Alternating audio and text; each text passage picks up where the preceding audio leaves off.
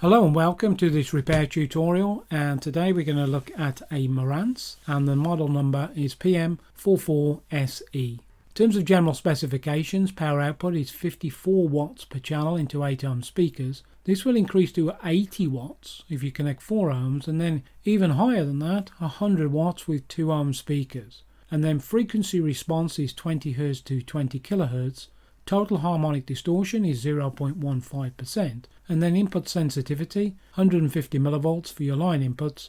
And then if you're going to connect a turntable with a moving magnet type cartridge, this is 2.5 millivolts. And then in terms of inputs, it supports phono, video, tuner, tape, aux and DDC. And then in terms of dimensions, height, width and depth, 420, 118 and 280 millimeters, and an overall weight of 10 kilograms. Now, if we remove the top cover of this amplifier, the first thing that you see is it's nearly spotless, and this is quite rare, to be honest. So the owner of this amplifier really has taken excellent care. There's normally at least a layer of dust, but nothing at all, and there's definitely no signs that this amplifier has ever been stored in a humid or damp environment. And that in itself really makes the repair more straightforward. You don't have to try and cleanse the board and try and remove any sort of heavy debris or anything like that. And then if we flip the amplifier over, what you're seeing here, and this is common, you see a service hatch. And I've repaired many of these amplifiers over the time, and in some of the more recent tutorials I have highlighted these service hatches. Now, if you're going to take the repair on this amplifier, I wouldn't sort of even consider doing it from the service hatch. And the reason why I say that is you don't get full access to the entire circuit board, and you will need to have full access. You need to remove the amplifier boards in order to carry out the work. So if you just try and do it from here, you're not going to be able to. So here from the rear, you can see that I've highlighted one of the screw holes for the speakers. And this is because the amplifier has a common ground connection from the circuit boards, and you must ensure that these screws are in place when you test the amplifier. If you don't and you power it up, and maybe you didn't have a dim bulb tester, then there will be excess current drawn and it will damage the amplifier output stage, and if you have repaired it, that's the last thing that you want to do. So here you would remove the rear back plate, and then what I'm focusing on are the input RCA sockets. Now, what is common on all Marantz amplifiers are poor or bad solder connections. So what you have to do is have a systematic approach. Here I work from left to right of the amplifier, and I have to resolder all of the solder connections. So what I'm showing here is one of the circuit boards. This is the main input circuit board, and what I've done is I've done a series of circles. So if you look from the right hand side, this is your RCA sockets. You have to resolder all of those, and you'll find cracking around all the different pins. You can then see the multi-pin connector where the other board plugs in, and again, lots of dry joints. And then in the middle, you can see some of the pins have been desoldered. This is the input selection switch, and that you have to remove because we're going to need to clean it. And again, you'll see that later in the video. And then here is that smaller board. And again, I've put these big circles around key areas which you need to resolder. And then what I'm showing here is just a top view, and what you're doing is you're looking down on the input boards. So that circuit board at the bottom is your moving magnet input, and it has an operational amplifier on there. And then as you look towards the top of the vertical board, that is your input selection switch, and this is what we call a ribbon type switch. So it is mechanical, and you have a flat spring steel ribbon that goes all the way to the front of the amplifier where you have your selection switch, and as you rotate it mechanically, it will operate a slider which moves up and down, makes the relevant contacts to switch in whichever input that you have selected. And there's a major issue with this switch because it gets extremely oxidized, and that leads to intermittent operation. So once it has been removed, and I'll show you here, you can see the extensive oxidization. And it's more so towards the back end of the switch. Normally if you're going to select, for example, the phono input. And you can see how bad it is. It's almost completely oxidized on that rear part. And you can see the slide mechanism where the contacts move backwards and forwards. Now, you could attempt to spray in there maybe some switch cleaner or De-Oxit, but it's not going to give you the results that you need. It might give you some temporary fix, but you've got to take it apart as you see here. So what you would do is you would use a fiberglass pencil, and then after that I will then clean the contacts with De-Oxit D5. So here you see the before, and then you see the after, and you can see now how bright those contacts are. So that means now that once the amplifier has been returned back to the customer, it's going to be decades before they have any concerns with regard to intermittent operation associated with the switch getting re-oxidized.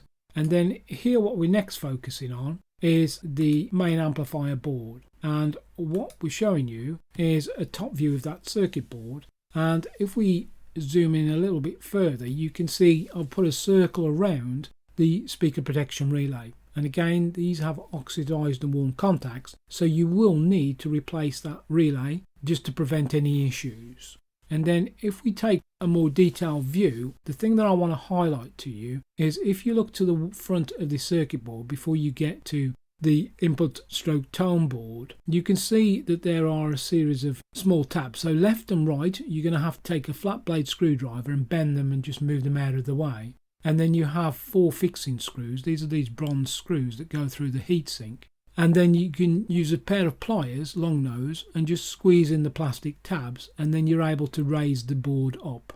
Now remember, when you come to test the amplifier, and maybe there's still an issue with it, you've got to have the back panel on, not all the screws, but the speaker terminal screws have to be in place, and 1 or 2 to fix it to the chassis. But you have to have the screws which go through the heatsink here. It must be done. Now here with the amplifier board lifted up, again what I've done is just put a series of circles around key areas that you need to focus on, and what you'll find is lots of cracks, poor connections both on the speaker terminals, on the power output transistors, on the voltage transistors which are also mounted onto the heatsink, and then also in the power supply section. All of them must be re-soldered.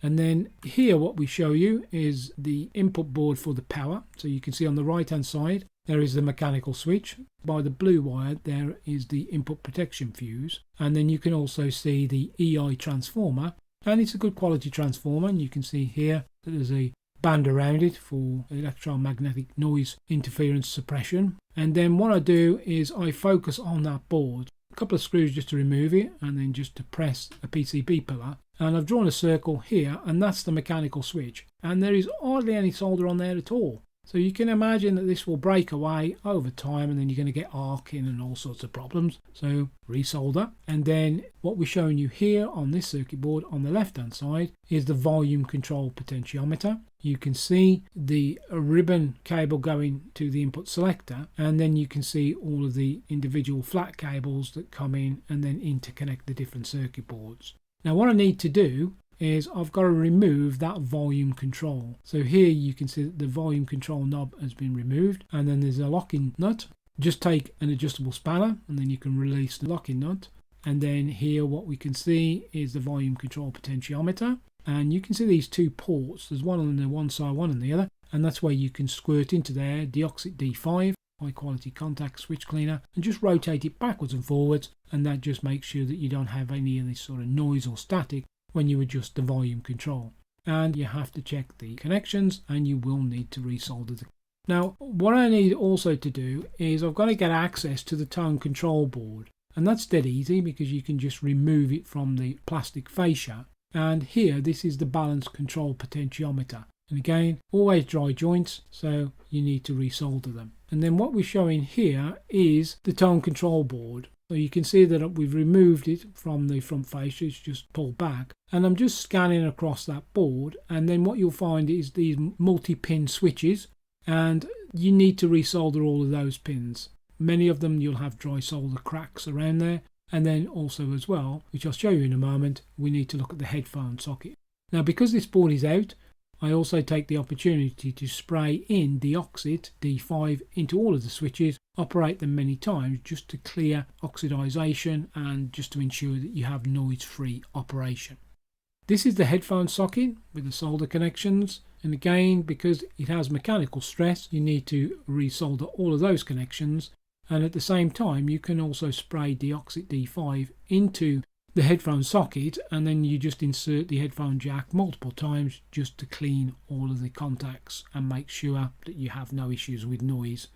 And then the final part really after you've reassembled the amplifier is just to do the alignment, and you can see that we need to do the alignment such that the amount of current which is flowing through the emitter resistors we measure across with the multimeter and it should be 14 millivolts. And remember that you need to do this for the left and then for the right hand channel.